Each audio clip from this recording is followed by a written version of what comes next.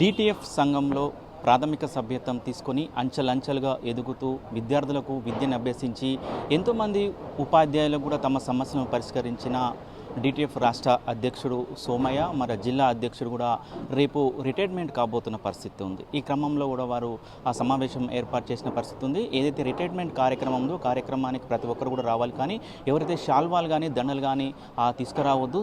ఏదైతే దాని గురించి కూడా మాట్లాడడానికి ప్రస్తుతం మనతోటి డిటిఎఫ్ సోమయ్య గారు ఉన్నారు. వాళ్ళతో మాట్లాడించే ప్రయత్నం చేద్దాం. సార్ చెప్పండి, మీరు చాలా విద్యార్థులకు కూడా విద్యా బోధనలు నేర్పి ఉపాధ్యాయులకు కూడా ఏ సమస్య వచ్చినా కూడా వారి సమస్యల పరిష్కారం కోసం ముందున్న వ్యక్తి రేపు రిటైర్మెంట్ కాబోతున్న పరిస్థితి ఎట్లా అనిపిస్తుంది సార్?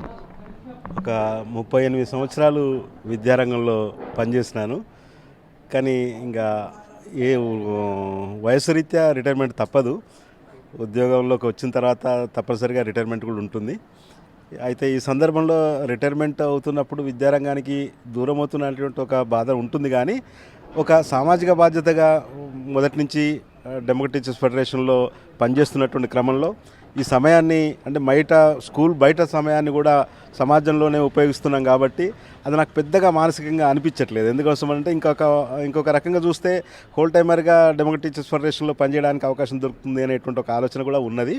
సో మొత్తానికైతే ఇవాళ సమాజంలో ఎట్లయిపోయిందంటే టీచర్స్ రిటైర్మెంటు అనేసరికి చాలా అట్టహాసంగా, చాలా ఆర్భాటంగా గిఫ్ట్లతోటి, శాల్వాలతోటి, పూలదండలతోటి సన్మానాలు అనేటువంటి ఒక సంప్రదాయం, అదొక తప్పుడు సంప్రదాయం. నిజానికి మనం పనిచేసినటువంటి కాలానికి వేతనం పొందుతున్నాం, ప్రజల నుంచి వేతనం పొందుతున్నాం, మనం వేతనం పొందినందుకు పనిచేస్తున్నాం. ఇక అందులో పెద్దగా చేసేటువంటి త్యాగం చేసినటువంటిది ఏమీ ఉండదు, కానీ ఒక తప్పుడు కాన్సెప్ట్ సమాజంలోకి వెళ్ళిపోయింది.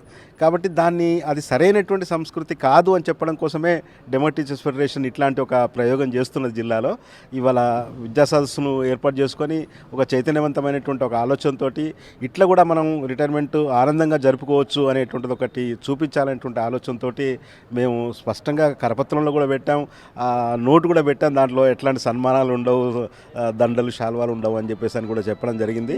దీన్ని విరుద్ధం ఎందుకు అనేస్తామంటే ఈ సమాజంలో సంప్రదాయాల పేరు మీద చాలా తప్పుడు భావజాలం అంతా కూడా సమాజంలోకి నాటుకుంటున్నది. అంటే ఒక ఆచారము, ఒక సంప్రదాయము, తర్వాత ఒకటి ఏమైపోయిందంటే పోటీ. అంటే నేను ఇంత అట్టహాసం చేసిన అంటే ఇంకో అట్టహాసంగా చేయడం, దీనికంటే నేను వాడికంటే ఎక్కువ చేయాలనేటువంటి ఒక పోటీతోటి తప్పుడు కాన్సెప్ట్స్ అన్నీ పోతున్నాయి. అది నేను ఇందాక చెప్పినట్లుగా మనం టీచర్గా నేను పనిచేసినందుకు వేతనం పొందిన, అక్కడికి చెల్లుబాటు అయింది. అది నేను అదనంగా చేసింది ఏముంటుందిగా. కాబట్టి ఈ సన్మానం చేసుకోవడం అనేటువంటిది ఒక కాన్సెప్టే సరైనటువంటిది కాదు. అయితే ఇవాళ ఇంకా కొంచెం స్పష్టంగా చెప్పదలుచుకుంటే చాలామంది విధులు సరిగా చేయనటువంటి వాళ్ళు కూడా బారాకున్ మాఫ్ అన్నట్టుగా చివరి రిటైర్ అయ్యేసరికి ఇక మొత్తం హీరోలు అయిపోయి అట్లా పోయేటువంటి క్రమం కూడా కనిపిస్తున్నది. ఇది సరైనటువంటిది కాదనేటువంటిది ఒక సమాజాన్ని తెప్పాలని చెప్పేసి ఈ ప్రయత్నం చేస్తున్నాం. సదస్సు నిర్వహిస్తున్నారు. ఈ సదస్సు కార్యక్రమానికి వక్తలుగా ఎవరెవరు వస్తున్నారు?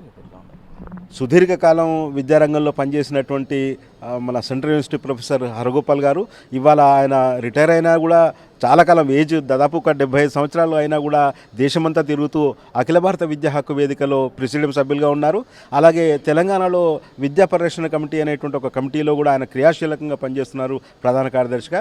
ఇవాళ ప్రభుత్వంలో విద్యను అందించాలని చెప్పేసి ప్రభుత్వం ద్వారానే సమాజంలో ఉండేటువంటి ప్రతి పిల్లవాడికి విద్య అందాలనేటువంటి ఒక కామన్ స్కూల్ అనేటువంటి ఒక ఆలోచనతో ప్రభుత్వ విద్య బలోపేతం కావాలి, విద్య వ్యాపారీకరణ జరుగుతున్నది, ఇది పోవాలి అనేటువంటి తపనతోటి పనిచేస్తున్నాడు.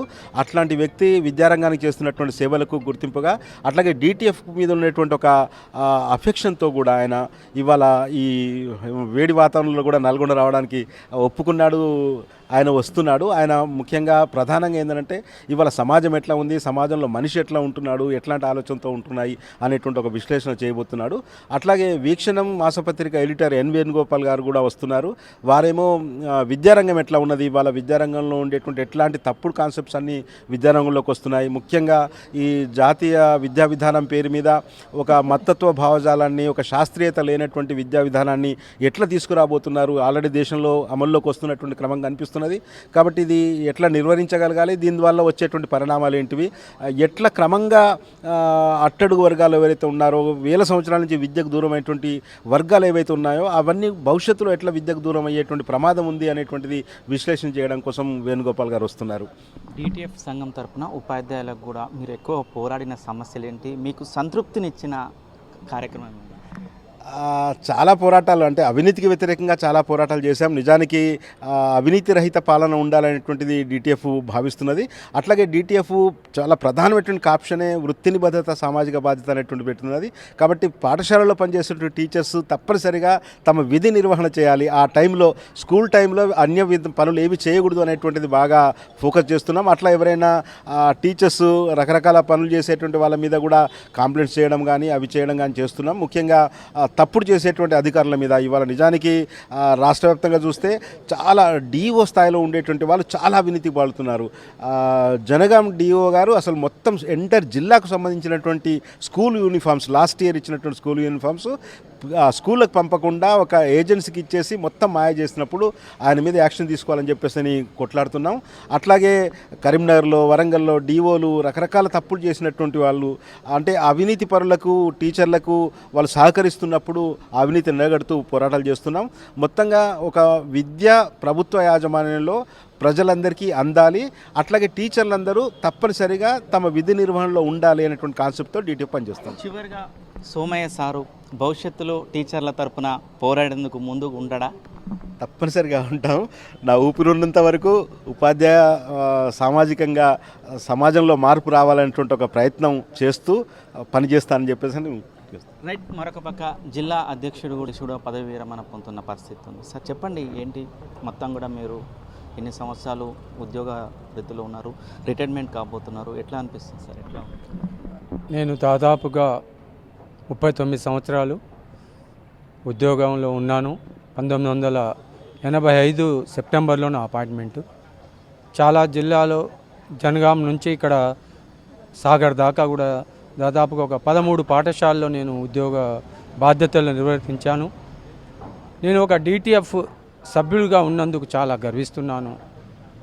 37 సంవత్సరాల నా డిటిఎఫ్ ప్రస్థానంలో మరి వివిధ హోదాల్లో ఒక మండల సాధారణ మెంబర్ నుంచి మండల ప్రధానమైన పోస్ట్ నుంచి జిల్లా ప్రధానమైన పోస్టు, అదేవిధంగా రాష్ట్ర స్థాయిలో కూడా కార్యదర్శిగా నా విధులు నిర్వర్తించాను. ఒక డిటిఎఫ్ సంఘంలో చేరేటప్పుడే నన్ను ఏ మిత్రులైతే చేర్పించిర్రో వాళ్ళు చివరి దాకా మీరు ఇదే సంఘంలో ఉండాలి అని అన్నారు. అదేవిధంగా వాళ్ళకిచ్చిన మాట ప్రకారము ఈ సంఘము మిగతా సంఘాల కంటే కూడా చాలా భిన్నమైన సంఘం అని ప్రతి ఒక్కరికి తెలుసు. కానీ డిటిఎఫ్లో పనిచేయటం అంటే చాలా కష్టమైన పని, వేరే సంఘాలలాగా కాదు. దీంట్లో వృత్తి నిబద్ధత, సామాజిక బాధ్యత, మన డ్యూటీ కరెక్ట్ చేయాలి. స్కూల్లో నుంచి కానివ్వండి, జిల్లా స్థాయి కానివ్వండి, రాష్ట్ర స్థాయి వరకు కూడా అధికారులను కానీ తోటి ఉపాధ్యాయులను కూడా మేము నిలదీస్తాం. మా ఇంట పనిచేసే టీచర్లను కూడా ఇగో మీరు తప్పుడు పద్ధతిలో పోతున్నారని నిలదీస్తాం. వాళ్ళు మా సంఘంలో సభ్యులుగా చేరినా చేరకున్నా దాన్ని లెక్క చేయము. అదేవిధంగా జిల్లా స్థాయిలో కూడా అంతే. వివిధ సంఘాలు చేసే అవినీతి కార్యక్రమాలను వివిధ పాఠశాలలో మా దృష్టికి జిల్లా వ్యాప్తంగా ఎక్కడైతే సమస్యలు వస్తాయో ఆ సమస్యలు ఒక విధంగా నిజాయితీగా రూల్ ప్రకారము ఉంటే మాత్రం ఖచ్చితంగా చివరి వరకు ఆ ఉపాధ్యాయునికి న్యాయం జరిగేటట్టు జిల్లా స్థాయిలో కానీ మండల స్థాయిలో కానీ అధికారులను రిప్రజెంట్ చేస్తూ ఇక్కడ పరిష్కారం కాని సందర్భంలో రాష్ట్ర స్థాయిలో కూడా పోరాడి సాధించుకున్న సందర్భాలు లెక్కలేనన్నీ ఉన్నాయన్నమాట. రైట్. కొంతమంది ఎవరైతే ఆ ఉపాధ్యాయులు కూడా తోటి ఉపాధ్యాయులు ఉన్నారో వాళ్ళతో కూడా మాట్లాడించే ప్రయత్నం చేద్దాం.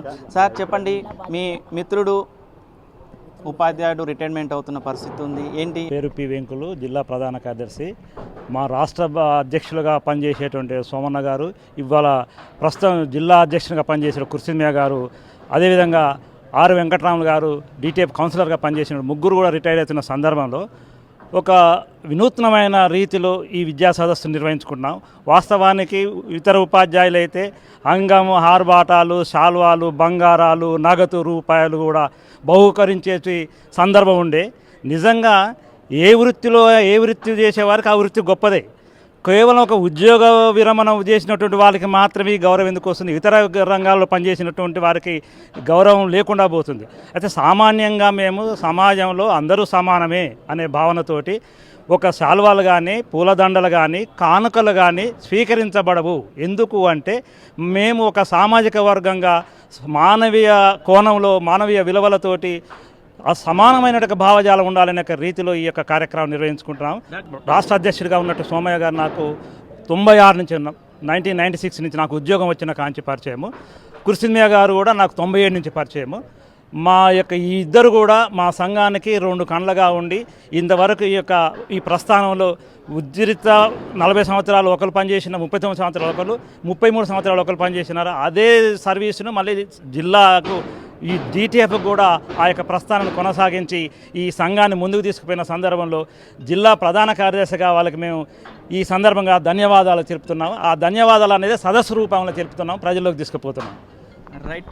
మొత్తంగా ఉపాధ్యాయులు చెప్తున్నారు, సోమయ్య కూడా పదవి విరమణ పొందుతున్న క్రమంలో కూడా వీరందరూ కూడా సమావేశం ఏర్పాటు చేస్తామని కూడా చెప్తున్నారు. ఒకటే చెప్తున్నారు, ఏదైతే రిటైర్మెంట్ ఉన్నాడో మాత్రము శాల్వాలు కానీ పూలదండలు కానీ లేదా ఏదైతే విద్యారంగ సమస్యలు పరిష్కరించడానికి విద్యారంగ సమస్యలు ఉన్నటువంటి సమస్యలను ఏ విధంగా పరిష్కరించే విధంగా కూడా ఆలోచించాలి, చర్చలు జరగాలన్న ఉద్దేశంతో ఈ కార్యక్రమాన్ని నిర్వహిస్తున్నామని కూడా వీరు చెప్తున్న పరిస్థితి కనపడుతుంది.